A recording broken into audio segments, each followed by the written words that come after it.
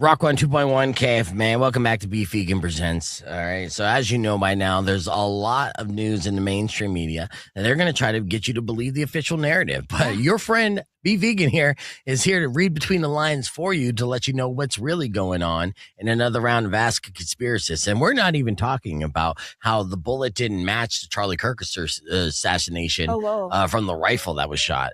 Not yet. That's going to be in the podcast broadcast. That's a whole nother thing. Oh, that just came out. Oh, yeah, that just came out. And that's going to make the trial pretty interesting, considering the murder weapon didn't match the bullet that assassinated the man, right? Wow. But again, we'll have a deeper dive on that during the podcast broadcast. But first, let's get into some other news, Mari. What caught your attention this week? The American Meteor Society says there's been some major surges in large fireball sightings this year. With nearly 80% producing sonic booms and far more witnesses than normal. Yeah, What does that mean? You concerned? Well, first off, they're not meteors, so you should be concerned. They're fireballs.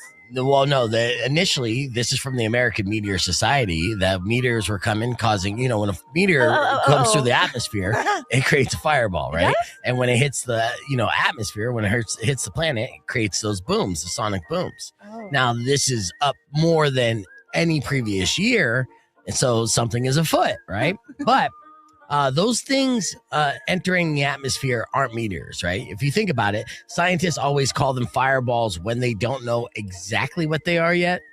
Are they from Mario? Like the fire outfit? You wish. I do. And no. Unfortunately, there's not a secret Mario in the sky shooting fireballs at us. Darn. That wouldn't be good anyways, because it would probably be Wario, and he'd be trying to, take us all out. I love him. Yeah, I don't know why. Anyways, the number of sightings suddenly spiked. That's not random space rocks. That's traffic. There's something out there figured out how to get here faster, and they're starting to show up. So basically, when astronomers say unusual activity, that's science talk for we're not totally sure what just flew over Kansas. So keep an eye on the skies, basically, and you're going to have to figure it out in real time. As of right now, experts don't have the answers. What's something else that caught your attention? Okay, this one's very interesting to me, but not surprised. President Trump has officially confirmed the military is building a large underground complex beneath a new $400 million White House ballroom. No. Okay, nobody just builds a massive underground bunker just to stop drones. They all have them, though, like Zuckerberg, Bezos. They all have their little underground huts. Yeah, every billionaire wants a bunker. It's like the latest toy and accessory. It's like, you got a Bugatti? That's nothing. You see my bunker? Temperature controlled, humidity controlled. Right. But you know what this sounds like? Continuity of government bunker. Right? Okay. That's the place where world leaders go when something big is about to happen. So here's the weird part. They're hiding it under a ballroom, which means during some future crisis, the public might see politicians calmly attending a fancy dinner, right? Oh, don't mind me. It's just like, our senator's prom. We do it every year, just randomly.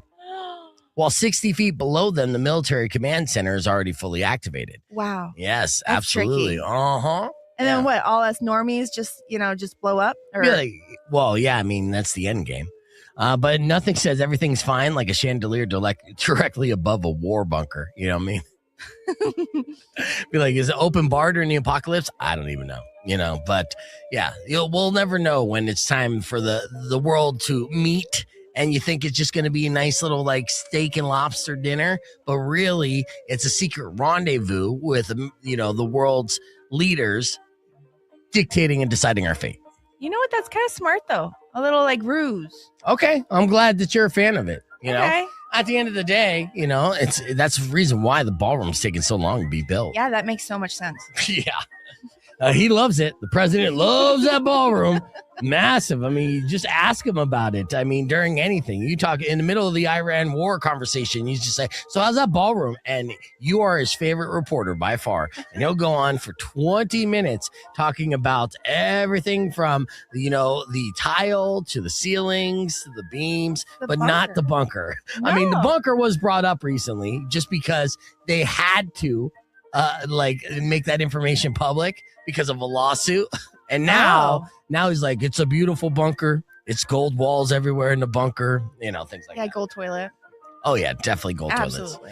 All right, let's get back to the news at hand. NASA They are preparing to launch Artemis II, finally, the first crewed mission around the moon in more than 50 years. And you've been doubting this, but I am so excited to go around the moon, see the man in the moon. Look, it's not that I've been doubting this, right? NASA just didn't suddenly decide not to go back after 50 years, right? So they've been to the moon 6 times in the 60s and 70s, and then they stopped. Yeah. And then a half a century goes by. Why? All of a sudden, do we need to go there again so urgently? It sounds less like exploration and more like checking on something. Like what?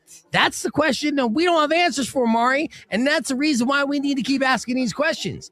Because if we really had something, if we really had nothing to do up there, we would have just kept going the entire time. And have little space trips and have a little, Buc-ee's up there and things like that. Yes, dude. It's expensive. Don't get me mad, okay? Look. You're such a moon denier. I'm not a moon denier, right? The moon is there. I see it. We landed on the moon. Mm-hmm. Yeah, I know. And then we were told not to come back. And then now we're going back 50 years later.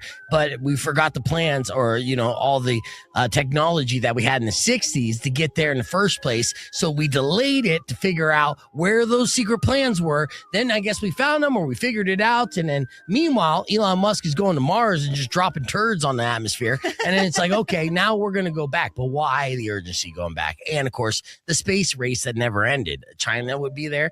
Russia would be there. They would all be there and saying the moon is ours, bitch. Because guess what? These superpowers don't play nice with one another. They claim territory basically like dudes claim wives. Be like, that's my wife. Don't touch her. Right? Anyways, you don't just leave somewhere for 50 years and then rush back unless you forgot something. Yes, they're rushing. A while. Because they are effing up and they want to get back there. They're rushing back before China can get there. It's still a space race 50 years later, Mari. I mean, the reality is you just got to check the results. I love how heated you get about the moon. Well, I mean, the denial is a little maddening. Anyways, let me wrap this up. Because again, there's something up there that they need to go up there for. That's the reason why they're attempting to rush back to the moon after 50 years of allegedly being on the moon, right? So in recap, when meteors are suddenly everywhere, the White House is building secret underground bases and NASA's heading back to the moon. Yeah, I mean, it's just a totally normal week, That's so normal. Yeah. Let's hit the reset. We got more coming up after music from SCP. It's Rock 102.1 KFMA. Let's try not to get a shadow ban from the internet today. KFMA. So if you can present, Mari has questions, though, but we're not going to give those answers. All right, we will open up a can of worms and a whole nother conspiracy theory super that's attracted not to real time. Did you know? And he had an identical twin. Hold on. And say the first. Sorry, I know that I had double audio for a second. All right, did you know that obviously there's a lot of people that are questioning the official narrative on the Charlie Kirk assassination? Of course, the Charlie Kirk assassination also divided the country because then, there's people, who basically were attacking. It's politicized, right? The left versus the right. And this is one of those scenarios. And Charlie Kirk, of course, did get assassinated in front of everybody publicly. We all saw it online, too, and it's graphic. It was brutal, a terrible way to go. The thing is, what was being said at the very beginning was like, the bullet with the rifle, that doesn't necessarily line up.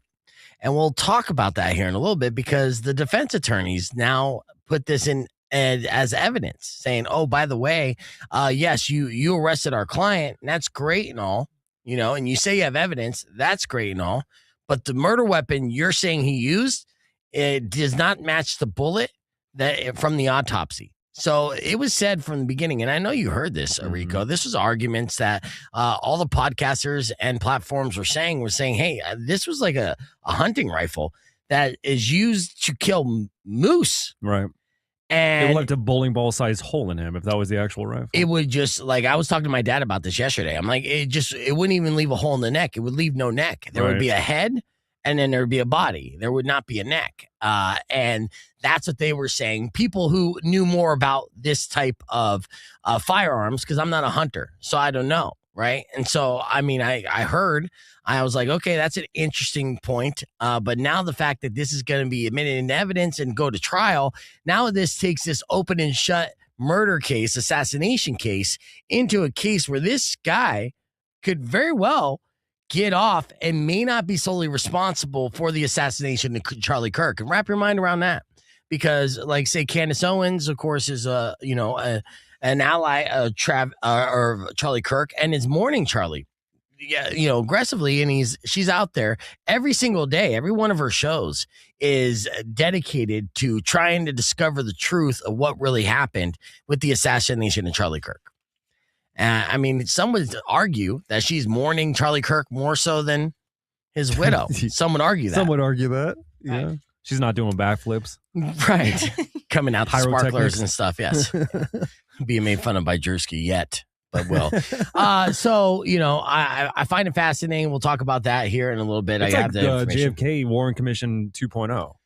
Well, this whole thing feels like. Unfortunately, our country does have a history, and I know you don't want to believe this, Mari. Our country does have a history of martyring people and assassinating people. And unfortunately, it takes about 50, 60 years for that information to be declassified, for it to be like, oh, yeah, by the way, yes, you were right. They did do it. So, I mean, 2026 has already been the year of the conspiracists, as far as them doing victory laps. They're like, hey, yeah, see, we told you. And I know that it's easier to just be like, nah. No, I believe. I mean, there's some shreds of truth in this one. I get it. Like, Erica was really strange. She's got devil It's eyes. the moon that I want to defend, though, because I do appreciate the moon. Let's stay focused on one thing at a time. And you know what? In fact, actually, I'll hit a hard reset. And what we're going to talk about, because of what I'm going to show you right now, is a lot more fun than that. And so, and then we'll get into the conspiracies a little bit on the podcast. Rock 1 K, man. Welcome back to Beef Vegan Presents. We're live on a podcast broadcast. There you can see the video we're about to show you, which is mind-blowing. Obviously, our U of A Wildcats are in the Final Four. They're facing off against the #1 Michigan this Saturday. Bear down. Now, this team is so good, they're thinking this might be the team to run it back and win a national championship for the very first time since 1997. What happened in 1997? Well, we had an all-star team, and we won the national championship. How did Tucson celebrate? By how most college towns celebrate: rioting in the streets, tearing up everything. And I got this video sent to me. I'm going to shout this out because it was DM'd to me on Instagram by Carlos, all right? And I believe Carlos. Yeah, Carlos. Carlos sent me this video, and this is from 1997. This is amazing. This is Tucson in 1997, starting with students filing into Bro O'Malley's on 4th. This is 4th Avenue. Wow. And this Doors are is the same. Yes, this is how Tucson celebrated winning the Final Four in 1997. We're going to before the game, and U of A students are lining up outside O'Malley's to make sure they get in and get a seat. 4 hours. How will they pass the time? Make fun if you will, but hey, this is a school day. And class. So you could hear the quality of the television. This is all shot. I think this is KLD, the 13. Wow. Yeah, back in 1997. This is what 4th Avenue looked like, and a lot of it hasn't changed. Of course, there has been a lot of change along the ways, but this does lead into riots in the streets because this video is titled 1997 4th Avenue Riots in Tucson. So I'm going to scrub ahead to the action here. They show Kentucky, the Arizona game, and then let's look into the celebration. Here, we'll go this far here. Now, police are saying that that this is an unlawful assembly. Obviously, it is. As they're turning over cars, they are warning people to stay away. Arrest certainly can't be far behind. Things escalated pretty quickly, right? We were just sitting down having lunch at O'Malley's. Reading books. Scrubbing, reading books. Yeah, Let's go. I got a final coming up, but yeah, go Wildcats. And then, by the way, I'm going to flip over this car real quick. We won. You can see it is pandemonium. Our cameras are up on top of a building Look at the on 4th Avenue. Fans. Look at the logo. And as you can see, wild fans climbing the poles, getting crazy. I think we had an idea that it would happen. We had hoped that it wouldn't turn ugly. Again, the police are telling people, stay away, stay away. We have reporters in the area. When we can get live communication with them, we'll certainly bring the latest news from them. Beautiful. No kidding, dude. Yeah. Were you involved in the 1997 4th Avenue riots? I know you might be older, right? But anyone that was there at the scene, I would definitely love to hear from you. 600 KFMA, 600-5362. This went on. Now, this happens, obviously, when teams win championships, especially long droughts. 1997, a lot of you out there probably weren't even born then. But yeah, that's the last time we won a championship. Is she going to take her shirt off? That would be fantastic. Dude, not a No, phone in shut sight. Look at that. Yeah, not a phone in No sight. phones. Yeah, and one police vehicle. At least some things never change. Right. And they flip it over. No, I don't know if they flip over the police car yet. No spoilers. So we're going to watch more of this here. But yeah, this is amazing footage. From celebration to near insanity, the intersection of 4th Avenue and 8th Street became ground zero as fans exploded into euphoria, taking it to the extremes. Oh man, the 90s were a wild time. Here's a reminder: when we knock on wood, when we win the national championship this year, bear down, celebrate responsibly and try not to damage the city streets. See, that's me being vegan, being a good presenter and a citizen here, right? Yes. So do not wild out like that. And if you're shown on screen showing off your U of A shirt and you happen to be like a D cup, do not flash your breast for the camera for everyone to see. You know, that will only add to the celebration. Do not do that. All right, we're going to have more right after new music from Turnstile. Here's Look Out for Me and Rock 102.1 KFMA. Okay, you could do that. You could, if we win a national championship and you feel like sharing areolas, then you do that.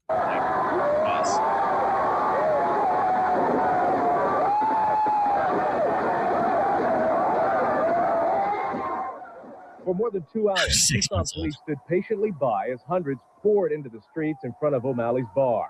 One of the early victims, an unmarked police car, turned over and crushed against the light pole. That was closely followed by the windshield of another police car, which was kicked, stomped, and shattered. Inside O'Malley's, one U of A student could not believe the chaos. News 13 was not immune as rioters ripped into a news unit. A bouncer chased off the vandals. High-fiving people on the walk by. Police chose a passive tactic. You know those cops, dude. That's 1997. They all got the uniform mustache. It looks like the 70s, man. I know, man. It's nuts. Deciding to allow the wildfire of emotion to burn itself out. We would have hoped for better, but it also could have been a lot worse. An accurate statement because beyond the shattered cars and the torn down street signs, there were no serious injuries. There we go. We celebrate responsibly. There you represent Tucson. Sure, you damaged a couple police cars and tore all the street signs down, but nobody got injured, so that's fun. Yeah, bear down. From above the mayhem, it was clear the vast majority cared nothing about vandalism. They only wanted to celebrate as they rode the wave of excitement, danced in the streets, and favored the sweet taste of victory. Your boobs. Yeah. I mean, that's how I see it. I mean, maybe it's my fault. I was raised on Girls Gone Wild. But when I see a girl on a guy's shoulders in a crowded area like that, then I expect the flash. You know, you would expect. You expect. I think you're right. The best part about that was a little graphic in the corner, Wild fans. I know. They were so excited about that. Like the editor-in-chief was like, run with it. Right there. Let's go. As Wild they're fans. rioting and committing felonies. Put a nice Wild fans. catchy little Wild Fans logo on there. Look how adorable that is. So funny. Oh, they murdered 3 cops. Wild fans. That's so wild. You know, it's amazing. But that was awesome. And thank you, Carlos, for sending me that video clip. What a stroll down memory lane. And we would hope that the party hits the street. Now, it will be a Monday night. So if it is a party on the street, I'll read about it in the morning because I'll be asleep by then, right? My old ass won't be there, but it's going to be great either way. In fact, actually, Saturday might jump off the hook with, the U of A game, which is nuts. And if they beat Michigan, that's kind of a mini national championship. Those two teams are number one. Mm-hmm. A lot of people are arguing. I know I sound like Trump all the time. A lot of people are saying, but the people want this reseeded. They don't want Michigan and U of A to go against each other. They feel like they're kind of getting gypped out of a real national championship game in the semi. So Rock 102.1 KFMA. There you go. Brand new music from Turnstile. Look Out For Me is the name of that song. Welcome back to the podcast broadcast where we just watched and reacted to this amazing throwback clip from almost 30 years ago to the day that U of A fans rushed to the streets of 4th Avenue and completely rioted, turning over cars, and taking down street signs, all in celebration of our national championship that we had in 1997. And we're hoping that we get to run it back and get another national championship, this time without the damage, But the celebration nonetheless. Let's celebrate to the street. Let's make 4th Avenue pop off. That'd be fantastic. It'll be a Monday night. Most of us over 30 won't be there. But we can read about it on the news and watch it on TikTok. It's going to be phenomenal. Times have changed. Times have definitely changed, right? But yeah, that's fantastic. All right, let's talk about this real quick. And this is worth mentioning because it's a very interesting tidbit of information. As we know, Charlie Kirk was shot and killed during a speaking event at Utah Valley University in September 2025 after a sniper fired a single shot from a nearby rooftop. But did he? Is the question. Police later recovered a bolt-action rifle with a scope near the scene, and they arrested a 22-year-old suspect named Tyler Robinson, who faces multiple charges, including aggravated murder. But this case has taken a surprising turn. According to new court filings and forensic analysis, the bullet recovered from Kirk's body cannot be conclusively matched to the rifle authorities say was used in the shooting, meaning the bullet and the weapon don't match at all. That seems like an impossibility, an improbability at very least. Defense attorneys are arguing that this mismatch could cast doubt on whether that weapon was actually the one used to kill Kirk, and are asking the court to delay the preliminary hearing so experts can conduct further analysis. Now, as previously assumed when this first happened, the issue was that this was a hunting rifle designed to kill large game. And for human flesh to be in contact with that, it would not have been the results that, unfortunately, we all saw as a society. So right off the bat, the public was a little suspicious of the official narrative, right? Mm-hmm. But now with this, and you bring in the forensic science behind it, the issue is that's enough to cast reasonable doubt in almost any jury. So at the end of the day, when it comes to the Charlie Kirk assassination, we might not know who the person who assassinated him is, even if it was Tyler Robinson. Because he would be able to get off in this case because, again, if you say, hey, this was actually going to be like an artillery shell that would have blown him to bits, but instead it was a 22 that went into his neck, right, it doesn't make sense, right? And that's an issue. Things were already confusing as it was, but the fact that it gets elevated to like litigation now like makes it more obviously like validated. Yeah. That's official now. Yeah, that's as factual as you can get when it's submitted in a court of law. So This is not hearsay. This is not a Reddit thread. Right? This is evidence submitted in a court of law saying, okay, your evidence A doesn't match evidence B. And unfortunately, to get to a conclusive verdict, those two things, most importantly, not motive, not mental state, not political affiliation, not sexual orientation, none of those things matter. You need the bullet to match the gun that killed the man. That matters most. So now this case is expected to continue in court for the coming weeks as lawyers battle over this ballistic evidence. All right. So this is, again, not open and shut. It's going to be full-blown courtroom chaos that's going to be happening here for the Charlie Kirk thing. And it's only going to fuel the speculation online even more so. So be prepared for that. And now the big question is not who, but why. Why? Exactly. All right, let's hit the reset on the FM side. We got more Beef Vegan Presents coming up right after this. Rock 102.1 KFMA. Look at me, huh? That's not bad little case. Felt like I was gonna say like a Netflix special introduction. A little bit. I was waiting for the intro like logo to come up, but why? Yeah. What do you guys think? Was that okay? Ask Candace Owens. She'll tell you everything. Was it a stupid shit show? Was that the show itself or the case itself? Huh? A commenter. So I was like, as I'm patting myself on the back. That's a good show name. It is. Welcome to the Stupid Shit Show. Was that a good? Did I present a good little segment of information, or am I a stupid shit show? I just want to see you in like a dark room with a shadow on your face. Be like, but why? Yeah. And then a big logo Politics emerges. is for American idiots. is. Stupid shit show. Yeah. I don't know what side you're on, and that's fine. Thank you for tuning in and adding a comment nonetheless. All right, let's I was like, let's answer this phone. Oh, not my show. Okay, thank you. All right, see, that was a good presentation. I'm just Now you're okay. I'm just delivering the information. I was just like, how was my delivery on the information? And even did throw out speculation, but it was. I assumed it was him talking about the political circus landscape, but you're taking it personal. Like, I'm a stupid shit show. It's the internet. This isn't a stupid shit show. It's the internet. I didn't know. And I just thought the timing would have been perfect too. It was just like, hey, I didn't do too many flubs there. Right. I felt like I presented a decent enough information and the present was dramatic enough for the be engaging. Oh, God. And then I'm like, oh, no, I'm just stupid shit. You're going to wake up at 4 a.m. with that in your head, like, stupid shit show? I'll show him. No, I'm just kidding. All right. So, yeah, thank you guys. I appreciate it. We do have a bunch to get to, including a zombie fella, and I have another video that I want to share with you. But earlier this morning, we talked about this hypothetical scenario that's actually real as well, talking about confusing cases. This is the case of the woman who hooked up with identical twins and got pregnant by one of them, but didn't know who the father is. We talked about it earlier this morning. When you get a chance, or in case you missed it, went like this. I didn't work out or whatever. Would you hook up with the identical twin? No. Why not? They share the same genes. They're like copies of each other. Right, exactly. So why would you not hook up with the same person? Because I didn't work out with the first one. Why would I try the second one? Say, okay, well, what if you just wanted to hook up? Put yourself in Party Mari's mind, right? Party Mari is just like, she's out, she's grabbing drinks. No. She doesn't want to be weighed down in a relationship. She's not thinking about that. She just wants the D. She hooks up with a hot guy with the D. It was good D. And then, then she meets the identical twin. And it's like, okay, well, that has to be like kind of the same thing. No, you're not convincing me. Like, it's like been there, done that. Move on.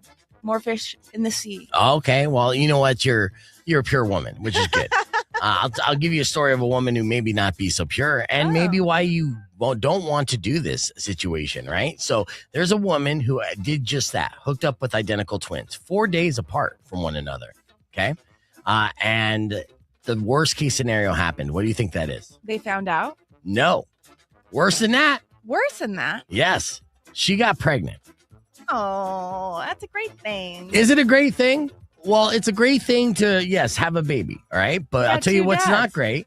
You don't know what your dad is. You don't know who the dad is, okay? Because, since she got pregnant, the court told her that it may be impossible to determine which one is the father of her child because they have identical DNA. That's crazy. The case went to the UK Court of Appeal where judges said modern DNA testing can confirm that the father is one of the twins, which she already knew. Right. But because their DNA is essentially identical, the test cannot tell which brother it actually is. Wait, so does that mean like double daddies, right? I mean, double dads who don't want to be involved, maybe? I don't know. It's a tough situation. I mean, if it was a brother, I don't have a brother. Rico has a brother, or he just popped in.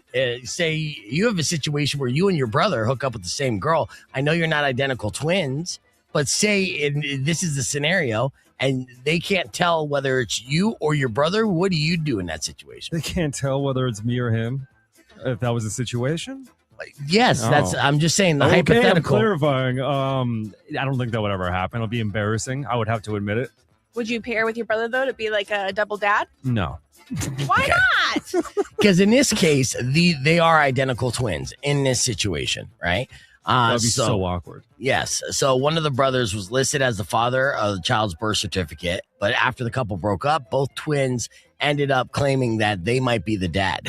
And that's when the courts got involved, right? So they're both tax purposes, maybe? Maybe, right? The judge ruled with the current science, there's basically a 50-50 chance either twin could be the father. And technically, I needed to try to separate their DNA differences would be extremely expensive and still not even give a clear answer.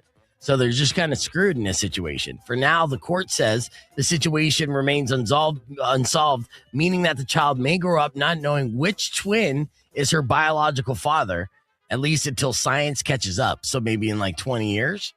But this is basically a scenario where if it was like the Maury Povich show, Maury Povich would come out, look at the envelope, and say, "Yeah, I got nothing." You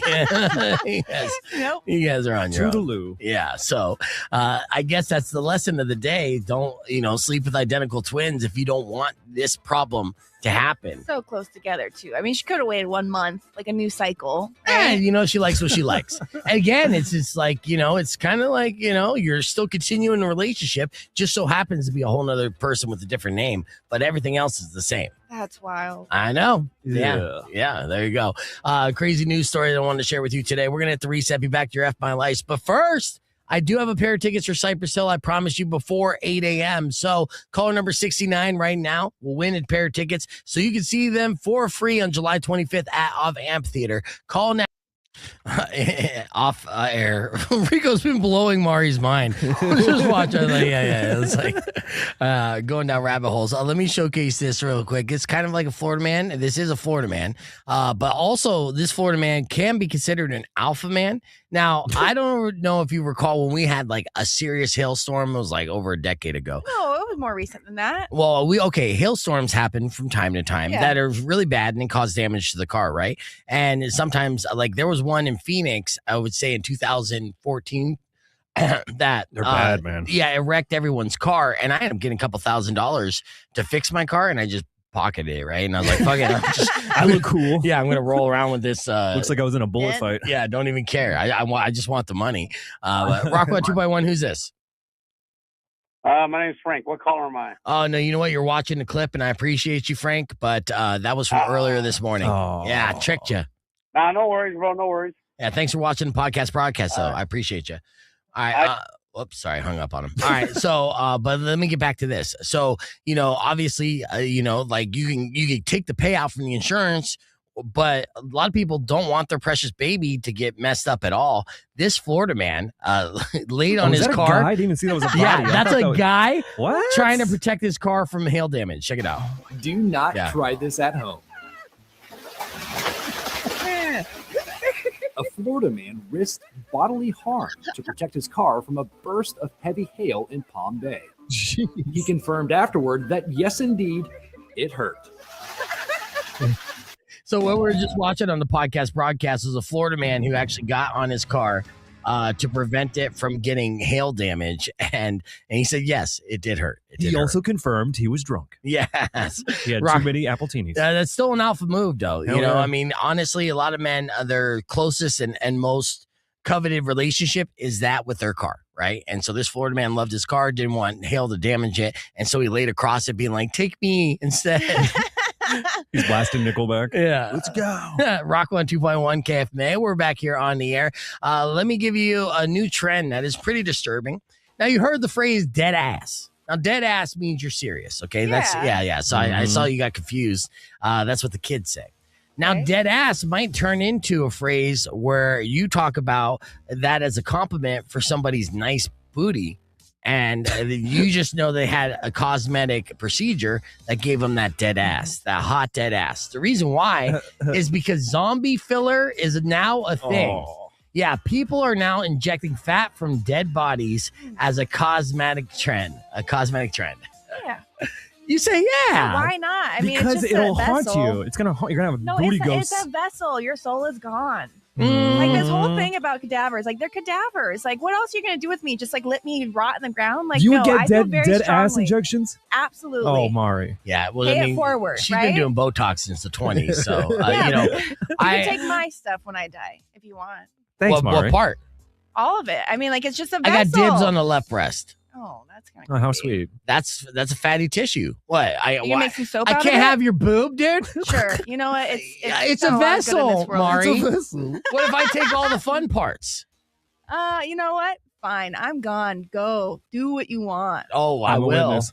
And he'll witness. Well, I'm a witness. I'm not going to watch that. Thank you, though. Look, okay, so people are now injecting fat from human corpses into their bodies to enhance areas like their pecs, boobs, and butts. And the procedure is now being cleverly nicknamed a zombie filler. This fat comes from donated cadavers through tissue banks. It's clean, sterilized, processed into a product that surgeons can inject. And it's crazy too, because it is people trying to like give themselves faux muscles. And usually the people that are doing this are people that lost a lot of weight using like Ozempic. And a lot of that weight is the muscle. It's the muscle that kind of goes away first. Right. And then the fat. And then they're like, well, I still want to look like I'm not lazy as hell. Can you inject pecs to make it look like they're muscular pecs, even though they'll feel like breasts? And the surgeons are like, I got you, fam. Dead ass, dead boobs, dead everything. The procedure can take less than an hour. It's not cheap, depending on how much you use. It could cost thousands, even $10,000s of dollars. So if you think you depending on the cadaver, like Yeah, how right. hot they were. Yeah, yeah. It's like they were really hot back when they were alive. And I know that you're like, hey, it's a vessel, but if my soul was to be trapped anywhere in my body, it's going to be trapped in my fat. Like my fat will be possessed. That's the part of me that's been with me for an eternity. That's what I'm saying. You get these injections, you start hearing voices. You're like, I think it's the ass injections. Yeah. I think they're haunting me. No. No thanks. Now, critics do say that the ethics in this are weird because donor paperwork often doesn't specifically say their body fat can be used for your ass. Like nobody's like, I want to. Sometimes there's certain programs donation, and businesses out there. First off, you donate organs to save a life, or you could like be cremated and then inserted into a seed to be planted as a tree. Nobody wants to be somebody's fupa. You know what I mean? You don't mind. Well, there are supporters of this, though. They say it's just another form of donated tissue. And it's like, hey, you donated it. Don't ask us what we're going to do with it. Yeah. And similar to how cadaver bone is already used in dental work and orthopedic surgery. So, we're just recycling. Oh, Yeah, that's it. Technically, if someone's out there walking around with a dead person's butt fat, that's fine. Because surgeons are calling it the ultimate body recycling program. Dead ass. Dead ass. So does that not change the definition of dead ass? You get to be like, what do you mean? You think I have zombie tissue in my butt? Yeah. Like, no, I'm just being very serious right now. Yeah. I mean, try to keep up. I mean, it's depending on the context. Yeah. If I'm staring at your ass and I say dead ass, I'm serious that you have a zombie ass. Yep. Natural. Yeah. Now, okay, not all body donations or organ donations are bad news. I actually have good news that kind of like piggybacks on this. It turns out you're never too old to donate your organs. There was recently a World War II veteran who recently passed away at 100 years old. Wow. But this World War II vet apparently didn't have any PTSD because he had a perfectly healthy liver. Oh. Anyone over the age of 65 that has a healthy liver, that's just like an anomaly. That's crazy. I thought you automatically become an alcoholic in that age. Right, exactly. Well, he wasn't. And so now he has the distinction of being the oldest organ donor in U.S. history. And someone out there is like, please, I need a liver to live. And they're like, we got you one. You're like, oh, thank God I'm going to live a long life. They're like, it's from a 100-year-old. Oh, no. Oh.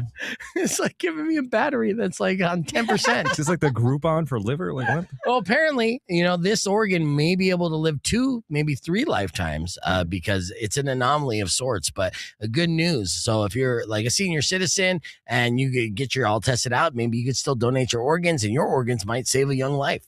Some people might be like a Toyota, just keeps going. Yeah, maybe. Like, take care of it. Yeah, so there you go. We learned a new definition for dead ass, and you're never too old to donate your liver. Let's hit a reset on that note. We'll be back with more after music from The Offspring. Dead ass. I have dude, speaking of, it creeped me out when you said, a little bit, with the whole organ donor thing. Do you guys have organ donor on your? Yes. I mean, it's a personal question. I do. I do not. I do. I do not. But only because I am and greedy. No, I'm Religious. Suspicious. And what are they going to do with it? Hear him out. I want to hear this. Yeah. Anthony Jeselnik just has a joke in his latest comedy special. Jeselnik's a great mind and a very deadpan in his delivery. Mm-hmm. And he goes, I was talking to my brother-in-law, and he's one of those conspiracy theorists, one of these idiots. And he's not an organ donor, and he doesn't have that he's an organ donor on his ID because he says that if paramedics see that you're an organ donor on your ID, they will let you die to harvest your organ. Exactly. That's what I was about to ask. I've heard stories online about that. Like if you're even like minusculely like injured or close to death, they see that like, oh, let's just let them die. But this is Jeselnik, and this is a joke. And he goes, and it's hard to argue with him. because he's a paramedic. That's the joke. The joke. So he's just like, yeah. So, but there's a little reality in the joke. I mean, not that there's a real.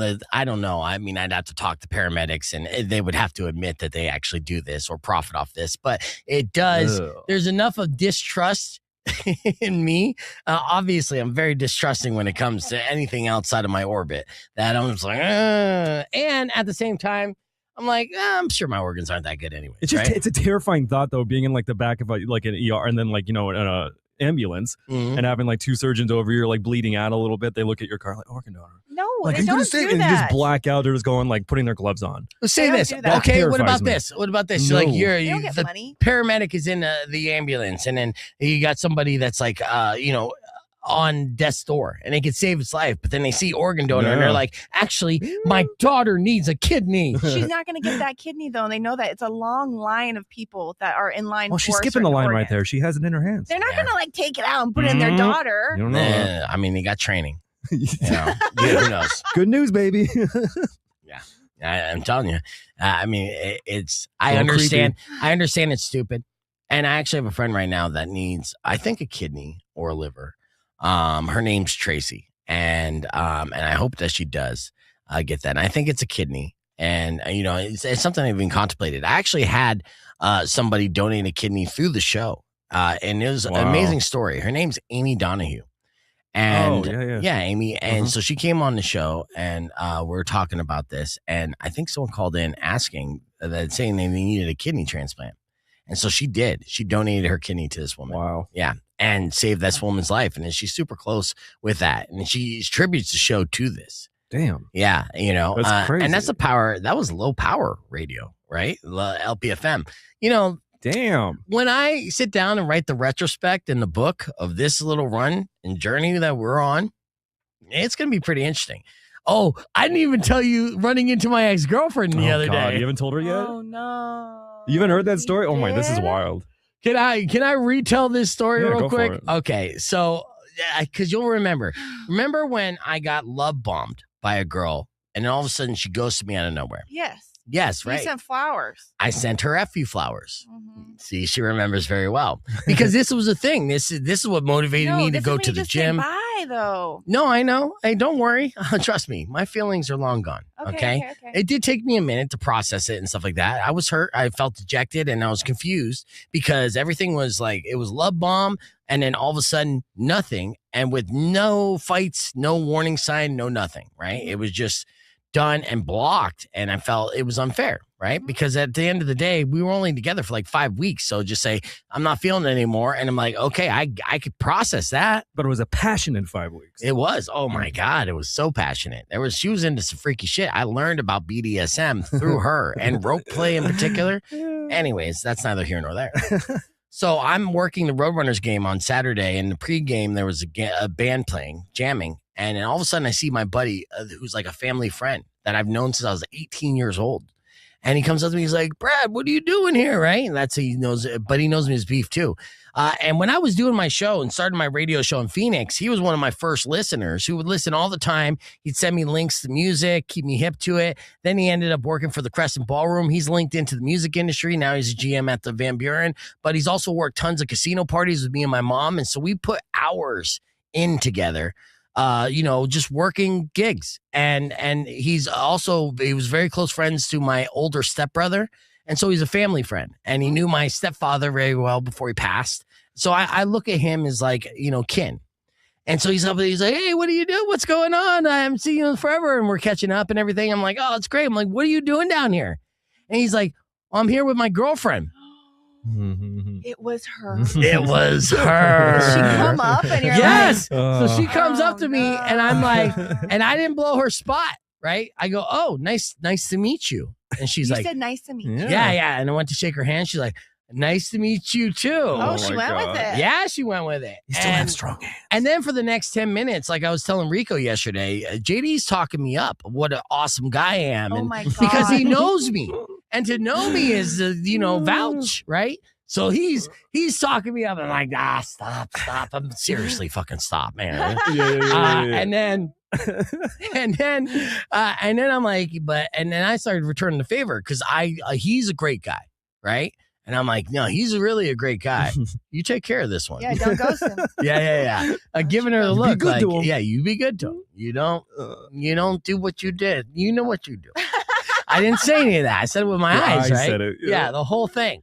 And then afterwards, I got him. They went to the game. I got him up on the glass so they could sit there and everything, and then let them be. I don't know if he knows. I did tell this story now twice, and it's a trip though. But this was that girl. That's crazy. Yeah. So, And the cat Universe never be came out crazy.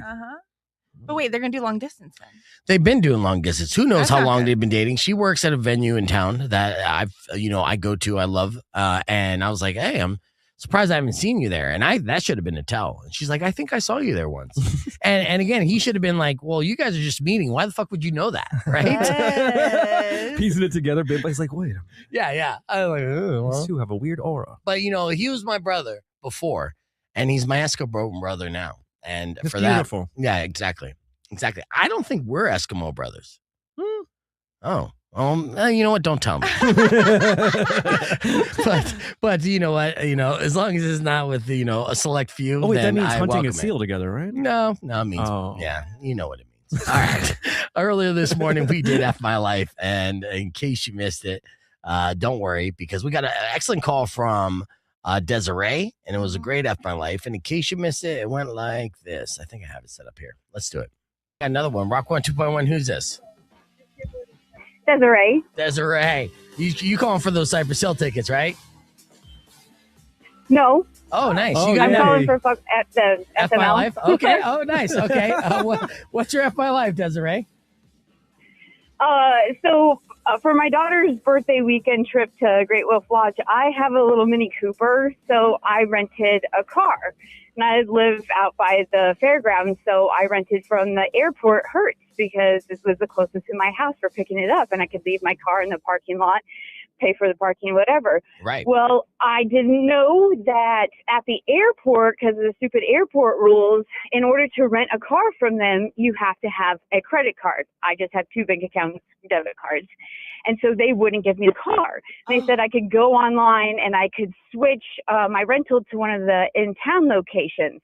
But when I went to go do that, it wouldn't let me do that online. So I called the in-town location and I'm like, look, I had a car rented, but I don't have a credit card to rent from the airport and it won't let me switch online. And they're like, well, then you have to cancel and rebook. But then if you rebook in less than 24 hours, you need a credit card. I was like, so no matter what, you guys are just going to take my cancellation money. Right. And I'm out of car for the weekend. Oh. That's crazy. I know it's the worst, but and you don't even realize the importance of having a credit card until situations like this. It is, and I went exactly. Yeah, I went almost 40 years without a credit card. My first credit card was a Kohl's card when I came down here, right? Because I was afraid of my irresponsibility that I'd max it out and I'd forever be in debt.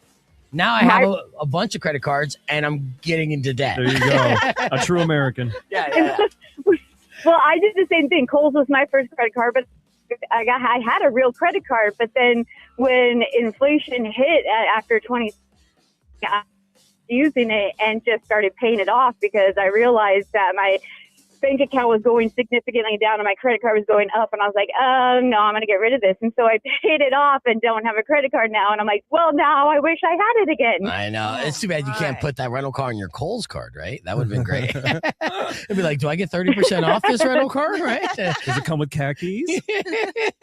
That's definitely an F My Life, Desiree. Oh, yes. So did you end up not going to Great Wolf Lodge?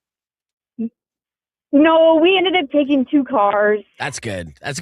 All right. And yeah. it was just up in Phoenix and not like across the country. So could have been way worse, but I definitely understand your headache. And that definitely is an F My Life of a day. Yeah. For sure. Absolutely. You agree with that, Mari? Absolutely. Rico? Hell yes. Yes. Desiree, all the way around F My Life. Thank you so much for that call. I appreciate it. In fact, actually, if you stay on the line, I'm going to hook you up with a pair of tickets for the Pima County Fair. Okay? Oh, sweet. Yeah. Yeah. See? We just un-F your life. And you don't even need a credit card for that. No? I would still suggest you get a credit card, though. All right.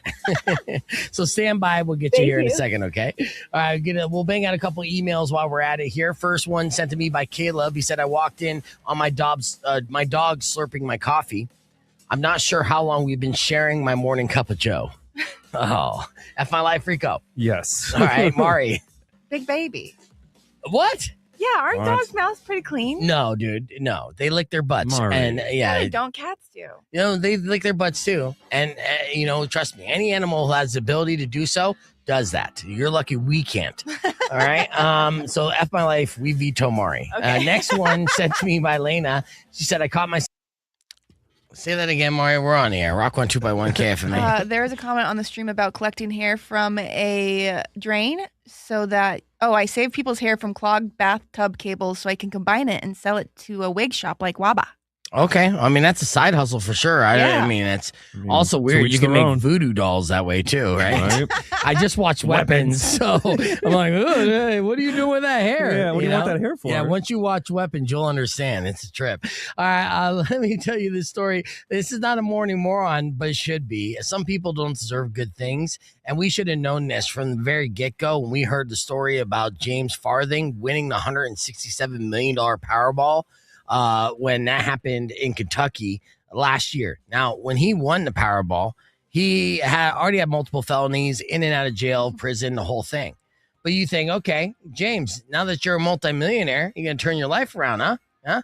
And he's like, no, I'm just going to double down on the crime stuff, right? Of course. That's all I know. Yeah. This is James here, right? And he just recently got arrested again for the third effing time, dude. Oh, geez. Yeah, and it's for stupid stuff. Again, some people don't deserve these good things. So you should just take that money away from them. It's like, sorry, you're too stupid for this, James. We're going to have to give it to charity. All right, so during, when he won the lottery, right, during that time, he's been arrested not once, not twice, but now for a third time. On Friday, they took him into custody and charged him now with little crime here, marijuana possession and second-degree burglary. You got $167 million, James. You don't get the thrill, Beef. What are you burgling about for? The thrill. It doesn't make sense. Yeah, about the thrill. I want to slap this guy so hard, dude. And you had everything. Marijuana possession. You're a $167 million Powerball winner. Move to a state that has legalized marijuana. There's so many solutions to the problems that continue to persist in James' life, but he's too stupid to recognize. And money solves those solutions. Okay, if you were him, if you went to jail, do you think part of you would be like, hey, I'll give somebody $1 million, they break me out? Why break out? Because it's the thrill. Buy the jail. Buy the jail and give yourself the key and then walk out. There you go. Now we're talking. Give me a break, man. It's $167 million. It's ridiculous. It is. I am mad because obviously the amount of money I spent on Powerball tickets in my lifetime. Yes. Yeah. Just for this sack of to win it and just continue to he's not even going to be enjoy it. I tell you what though, him going to jail, he's still going to live like a king. He's going to have all the money on his books. Yep. That means all the honey buns, all the accessories that will buy him, all the smokes for all the card games that he can win and lose to. It doesn't matter. But at the same time, F this guy all day long. At first, I was just like, oh, no, that's cool. You had a rap, but now you're cool. Now you can live like a pimp. And then just party it up until you OD on something. Right. You can't even do that, you dumbass. Dummy. Yeah, so lock him up, throw away the key. Don't let him buy the jail that he's living in. But give me your money. Yeah, give me your money, James. Come on. I'm going to be a burglar to him. I know he's not going to be around the house right pay now. You to live vicariously through you type of thing. Like, this is what I would do with the money. Do that for me. Yeah, dude. Yeah, come on, man. Yeah, I'll write you letters or kites. I'll send you kites in prison, you stupid son of a bitch. So mad. All right. We're going to wrap things up with a beef tip after these words. So you can join us on the podcast broadcast, youtube.com/beefvegan. It's maddening. It is. It's maddening to see that. But still kind of, it's a big irony. It's just like, oh, go figure. Yeah. Of course he gets it. All right. Let's see a couple of comments here. Let's see. My dogs are gross. They lick their privates, eat shit. Yeah. That's the. I know. I take my back. Okay, good. good. I take it back. Good. See, well, you know what we learned? Recently I had to send out an apology letter, right? And they were both my boss and even Mari were kind of surprised at the sincerity of it that I was able to do this. And I'm like, no, when I mess up, And I'm quick to apologize and admit it, in fact, actually to my detriment. In this society, in this world, obviously those in power have shown you time and time again that if you get caught doing something wrong, to double down and lie that you didn't do it in the first place. And that apparently is the key to success. Because I admit to wrongdoing even when I'm slightly in the wrong and it's kind of being misconstrued, and I've suffered repercussions of that don't necessarily meet the thing I was wrong for. But if I wouldn't admit it and I put a fight, then probably could have got it to the point where they're just like, fuck it, I'm just done talking about it. You got a scum max. Yeah, scum max. Scum maxing. Scum maxing is now a thing. Yep. Oh, is that a real term? It is now. Yeah, it has to be. Everything maxing is a thing, especially when it comes to just being a deplorable person. But being a deplorable person and scum maxing, as Rico coined it, is probably a way to kind of avoid any kind of repercussions of the actions that you did in the first place. Mm-hmm. I should have learned when I got arrested for weed, right? Because I end up having Class 6 felony because of this. And what I did was immediately take blame.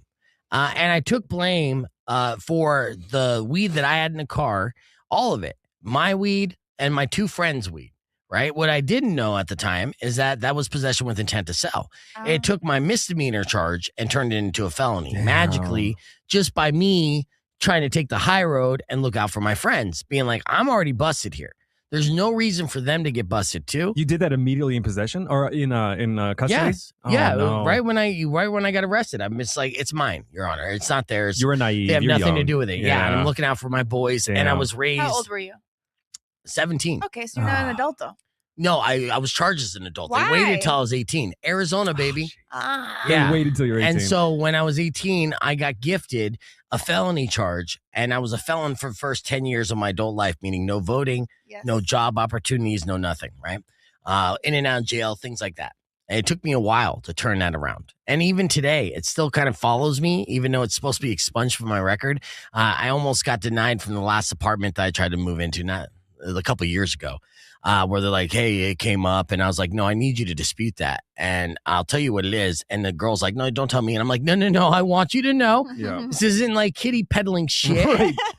I'm going to be transparent on Yes, this. it was for an ounce of weed and we live in a legal state. Dispute it and double check. And she did. And luckily, I was able to move into the place I was trying to get into, right? But it still was a hiccup and a pain in the ass. So it has been following me my entire life. So the comment right now, it says, can't you file papers to get that expunged? Now that it's legal? Yeah. Yes, and I have. But unfortunately, they continue to still pop up. That sucks. Because it's, again, in the hands of a state employee doing their job. Yeah. I don't know. And like I said, if you really do the actual, looking into it, they see that it's dropped to a misdemeanor and I'm not a technical felon. Right.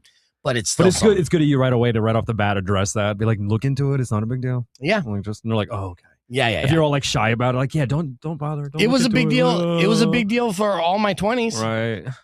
And so when I did get the right to vote, it took me a while to get around to it because I'm like, fuck you guys, right? I still haven't done jury duty. That was the one good thing is they didn't ask you to do jury duty. Yeah. So that's how you get out of it? Yeah. Oh, good to know. You just commit one felony, and then you don't have to. Okay, cool. Yeah.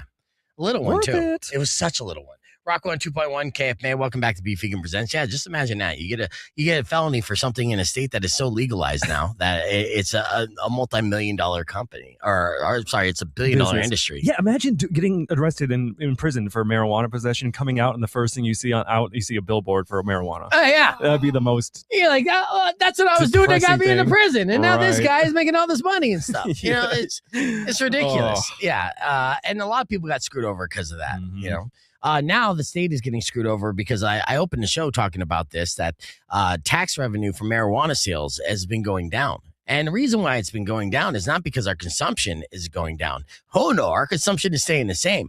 It's because we have an overabundance of marijuana, so now the weed is getting cheaper. And with the weed getting cheaper, then that means the percentage of tax is less and they're getting less money into the state. It's unfortunate, though, because a lot of that weed money does fund our schools and other services that we desperately need. And apparently we don't have anything else resourcing it. This entire state is ran by weed money. You love it. Ganja economy. You got to love it. The ganja economy, has been fueling this whole ship. I mean, the whole reason why we could do suntan for annoying. I'm just kidding. I'm just kidding. I got to retract that. Immediately retract that. Yeah, they have nothing to do with that funding, I'm sure. But they do get tax money, and I'm sure some of that tax money may be from the taxes we collect from various things we sell legally throughout the state of Arizona. Mm-hmm. Let's wrap things up with a beef tip before I get fired. All right, so our beef tip today is how to train your brain to be more optimistic. Okay, so I am actually surprisingly a very optimistic person. Yeah, it blows my girl's mind all the time, right? But I always try to look at that silver lining, and I really believe in that effort. If you you think it, you feel it, you could become it. You kind of envision it. Yeah, manifest it. Thank you. That's the word I was looking for. Well, according to a behavioral scientist and psychologist, there are 3 easy science-backed ways to have a more positive mindset. First, to make a to-do list, not a to-do list, a to-do list. At the end of the day, you write down everything you've done, not just big stuff, but little things like finishing laundry, drinking enough water. Those goals is to remind yourself that you did a lot, and that builds confidence. Ta-da. I love that. All right, number 2, schedule worry time. So instead of stressing all day long, give your worries a set time and place. Write them down as they pop up, then come back to them later. And then ask yourself, can I control this? If the answer is no, try letting it go. Try not to be concerned about things you cannot control, right? Like someone being a jerk at the DMV, right? Try not to get upset about that. You can't control that. They're having a bad day. That's not on you, right? It's very stoic of you. Absolutely. Yeah. Tom, I'm a stoic person. Yeah, you are. And finally, the third way that you could train your brain to be more optimistic, use realistic affirmations. It's called the 7 out of 10 rule. Okay. So pick something you believe, like 70% already. Like, I'm a hard worker, and say it daily. You're like, yeah, you're 70% a hard worker, 30% lazy ass. It's okay. All right. Over time, your brain starts to believe it more, and you could change that 70% into 100%. And these are 3 science-backed ways to have a more positive mindset. So if you find yourself getting into a mindset of constant negativity that is getting you nowhere, try to train your brain to be more optimistic, and you might be surprised at some of the things that may come your way because of that. Ta-da! Ta-da! We had a good show today. Ta-da! We're going to be doing beef games Thursday, St. Philip's Plaza. We're manifesting a big, successful, fun night that night, and we invite you and all your friends to join us to win tons of prizes. Again, it goes from 7 to 9. DJ Looney's dropping the tunes. You could sign up at 6. It's free to enter. You just got to be 21 years old to play the games, and then walk away with tickets from Shine Down, Music Park tickets, gift cards, so much more. Presented by Miss UI. Your rights are her priority. That's all the time we have for the show. Thank you for listening. Drive safe, ride safe, and as always, rock local. Later. When you wish upon a side of beef, will come and end to That's all how you do a grief. local podcast. But if you've been mean or kind of bad, I will knock out all your teeth. Babuski.